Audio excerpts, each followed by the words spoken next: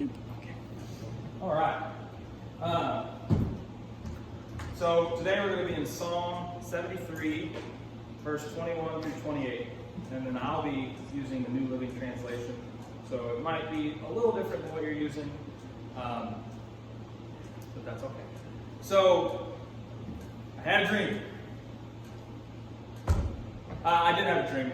I was debating on doing a joke, but it wouldn't have been a funny joke. It would have been funny for me, but probably not for everybody else. I had a dream, and my dream was really weird. I was walking in this field, and I ended up finding out I was in Oklahoma, and I was walking on my dad's original property. He owned 550 acres in Oklahoma before I was even a thought. And so I'm walking on his acres, his land, and then I don't really know if that's how the lay of the land would work, but then somehow I ended up walking on what used to be mine, and my sister still owns some of it, the property that my sister and I were left. And then I ended up walking onto our cousin Doug's property. And it's beautiful, it's gorgeous, which if you've ever been to Oklahoma, as my wife would say, it's not beautiful and gorgeous, it's ugly. But you can occasionally have really nice grassland. And so I'm walking on all this property, and our cousin Doug is there. Doug is my dad's, basically his brother. He's in his 70s too. He's there. My wife is there. I think there's two older boys there. I'm assuming they were my sons. I'm not sure. And there was a bunch of other people there. There were friends there. There was some family there. And we're walking, and everyone's just complimenting how beautiful the property was. And I guess in my dream, I somehow got all this property back. Some of it's been sold. Some of it is still owned by family. But somehow I was able to get it all, and I was able to transform it into this really beautiful grassland. So Oklahoman grassland is very sparse, very hard to keep full and thick because it's so dry. So it takes a lot of fertilizer, it takes a lot of grooming and maintenance, and all of this property was just beautiful grassland for Oklahoma. And so everybody's complimenting it. Wow, you have such a blessing here. It looks so great. And then Doug looks at me in this dream and he says, "Your dad would be so proud of you. This is just, he would have loved this. This would have been perfect." And so we're walking, and then there's if you've ever been in a field, you know there's a field up to where there's a ditch, up to a point, and there's trees, and there's a ditch, right? It kind of goes into the woods sometimes, depending on how the lay of the land is. Well, I guess for some reason we make a beeline for these woods, and we're going in there, and there's this big branch that's in the way. And so I use my body, and I push this branch back like this, and I'm holding it back, and everybody's kind of walking through, and like, "Thanks, Chris, thanks." Like, "No problem." I'm like, "Man, I can't believe how beautiful this place is." I'm glad Dad would like it. It meant a lot that people were saying Dad would love this place. He would have loved that I've got the 550 acres back, and that I made it beautiful, and that I got our inheritance, my sister and I's inheritance back, and made it beautiful. And then I got, I guess, Doug's land, and I made it beautiful too. You guys made all the land around me beautiful. And somehow, not sure how this happens, but somehow the branch knocks me out. I guess I'll let it go or something. I don't know. But in the dream, I get smacked by this branch. And then I wake up in this ditch. Okay, so again, walking into the woods, there's a little bit of a creek there. Usually they're only maybe as tall as your knee, sometimes as tall as your hip. Wouldn't be a very deep ditch to just fall in. But I wake up and I can hear everybody walking away and talking, and I'm saying, hey, come get me. I guess this ditch just got really deep. And I can't get out. I can't get out of the ditch.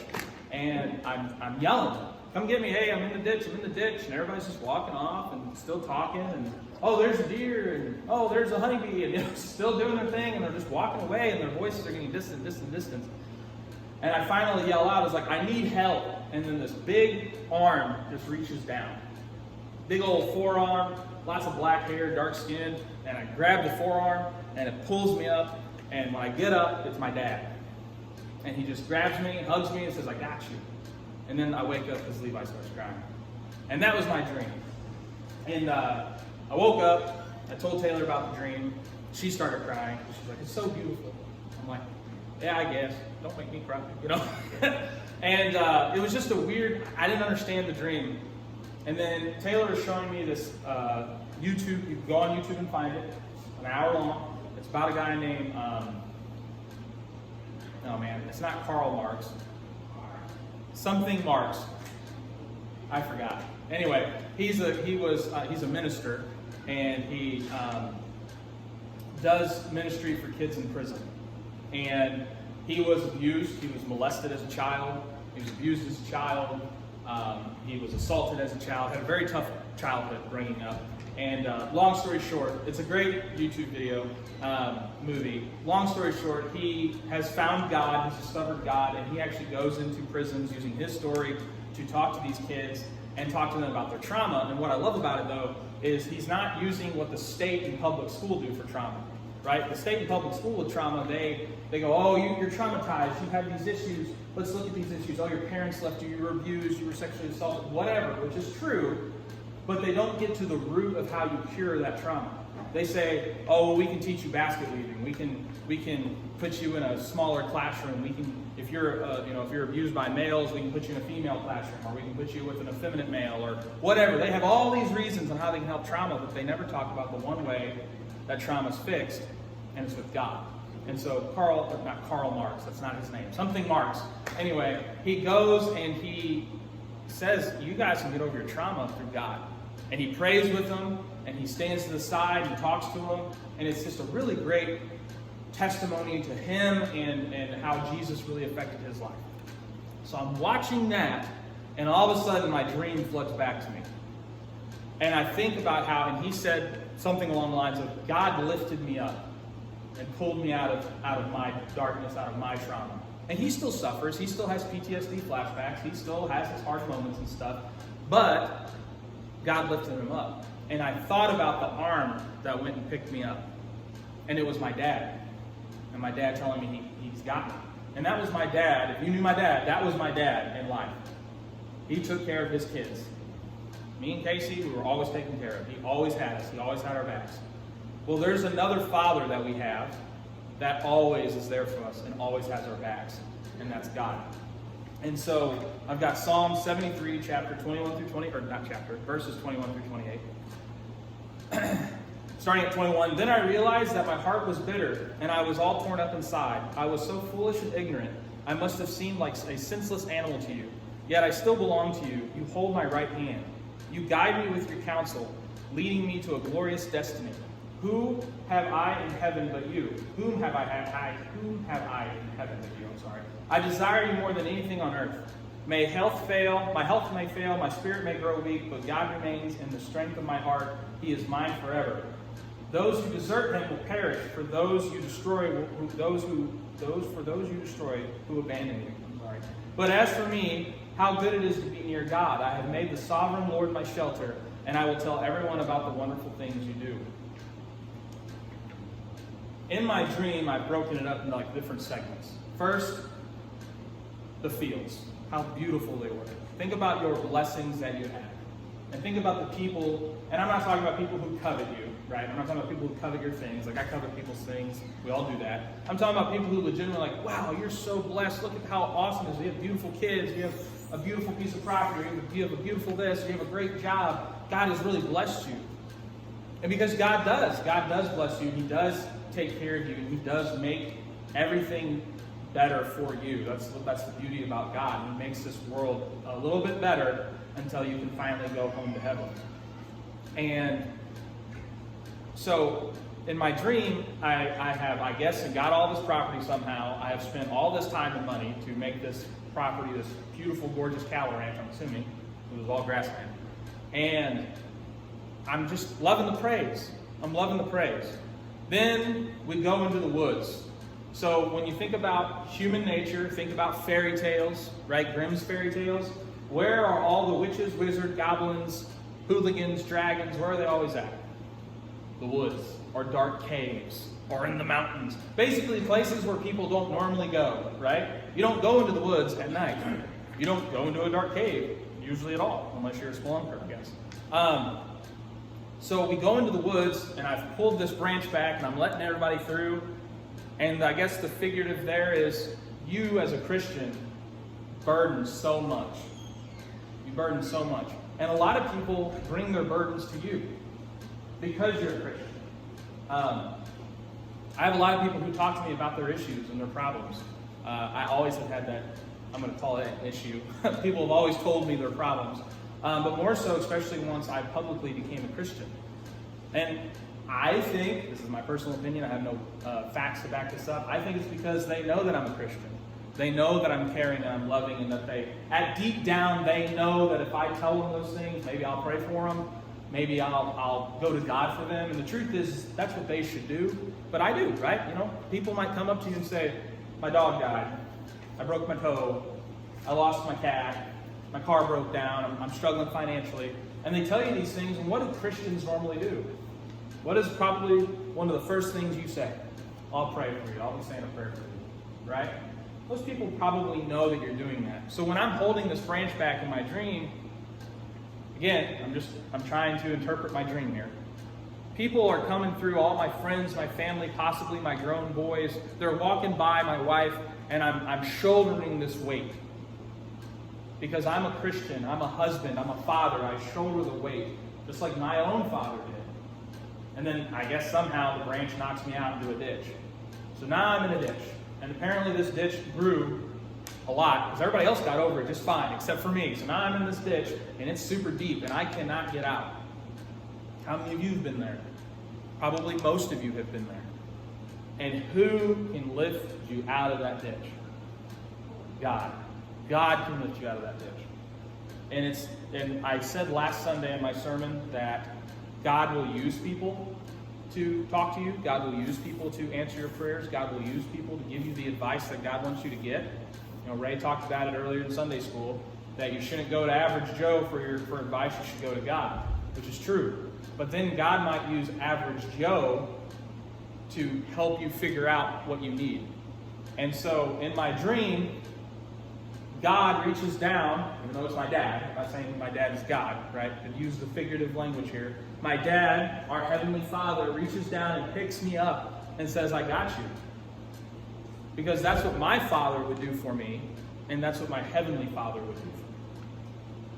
And so, lately I have been missing my dad a lot. It's been really hard lately. It's just been it's been a tough season for me in general. And here recently, it's been really hard. I've been missing my dad.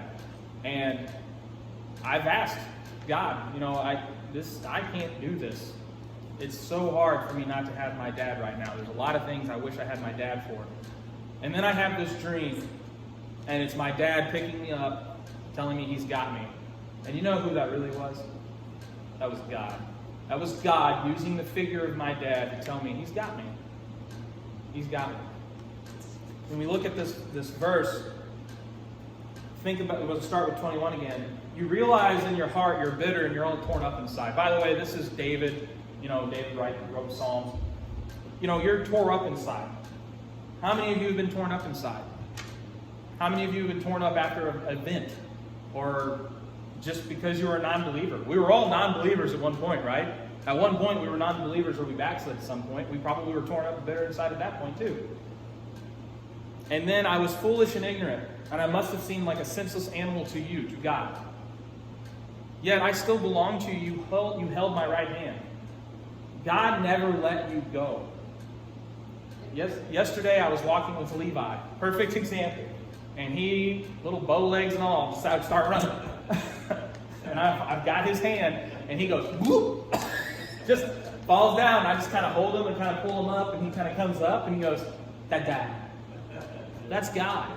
We are Levi. God is, in this situation, me. I am God. God's got your hand, and when you fall, He's not letting you go. He might let you fall and hit the ground, though, because you might need a wake-up call. You might need hey, reality check. You gotta stay with me, right? But He's got you. He's never going to let you go. You guide me with your counsel, leading me to a glorious destiny.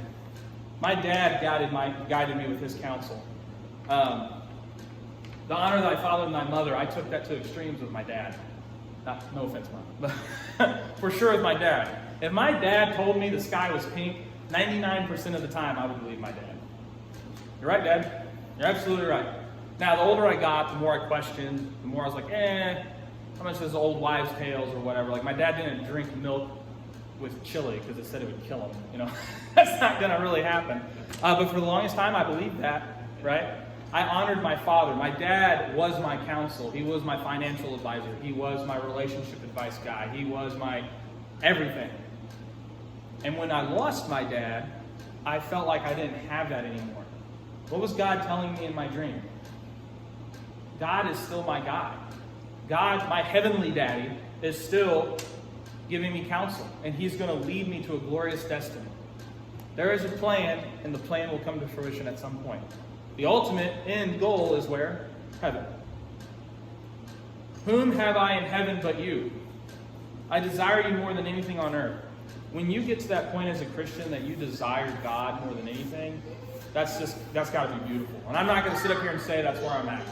Because I have moments when I see those nice little Ford trucks, I'm like, ooh. I'd really like one of those Ford trucks. But the truth is, God is all you need. You don't need anything else. You know, we get caught up in, well, how do I feed myself? How do I pay my bills?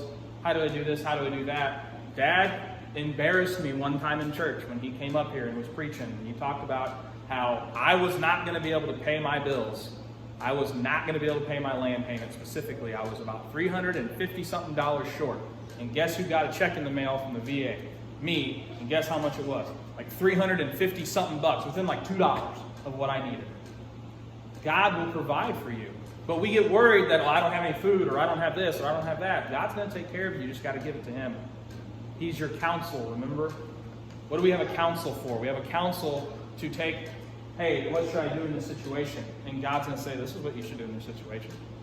And then guess what you should do? You should probably do what he told you to do. And again, you will get that through other people, through other Christians, through a dream. God spoke to Joseph in dreams, right? My health may fail, my spirit may grow weak, but God remains the strength of my heart. He is mine forever. Dad, when he was in the hospital and in rehab, but one time I got to go see him, he and I talked about the ranch and about the kids and some other things. And I said, Dad, I don't want you to die. You need to come home. But I was very manly about it. I was just like, Dad, you're going to be a pain in the butt if you die for everybody. So just come home. It'll be fine. You'll be fine. You can't mow for a year. You can't ride the tractor for a year. I got this. You just need to chill and relax. And he said, I'm paraphrasing here, he's like, well, if I die, I die.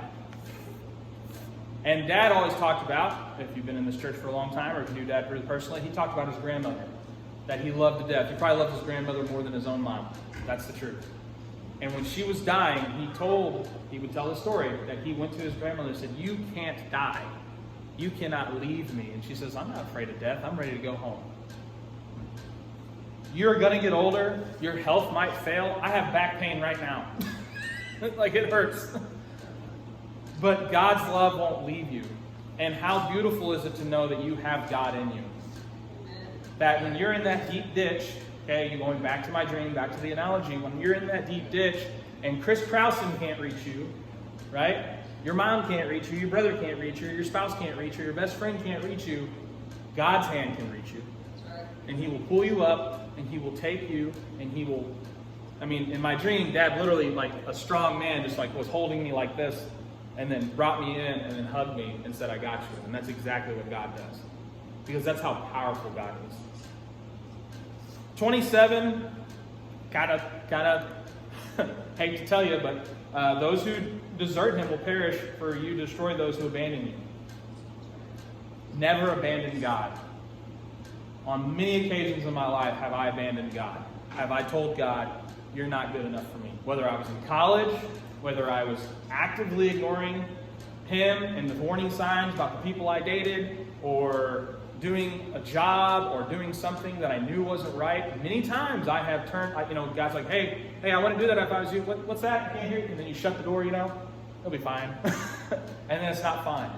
Don't abandon God. And if you know people that have abandoned God, I would implore you to tell them, hey, Psalm 73, verse 27, those who desert him will perish, for those who abandon you, you destroy those who abandon you.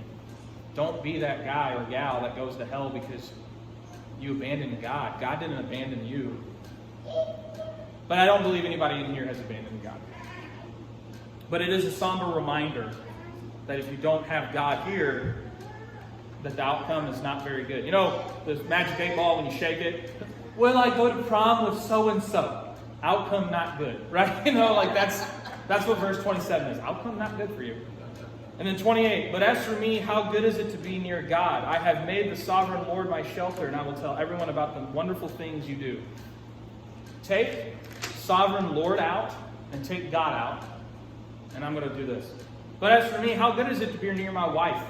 I have made my wife my shelter, and I will tell everyone the wonderful things she does.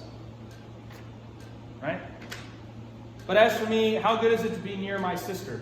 I have made my sister, I won't really make her my shelter, but someone I can lean on.